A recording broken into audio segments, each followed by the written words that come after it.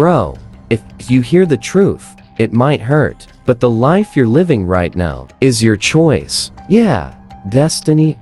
Background, those are just excuses. The real problem is something else. You wake up every day, grab your phone, start scrolling, and say, I'll start tomorrow. And guess what? Tomorrow never comes. Meanwhile, someone else is waking up early, putting in the work, building real skills. The difference? It's not talent, it's habits. You choose comfort, scrolling, entertainment, procrastination, while successful people choose discomfort, hard work, consistency, and discipline. And here's something most people don't understand. Success isn't exciting. Success is boring. It's doing the same things every single day. Waking up, working, improving, repeat. No motivation, no hype, just work. But what do? You watch motivational videos, feel inspired for a couple of days, and then fall back into the same routine. So tell me, when does it change?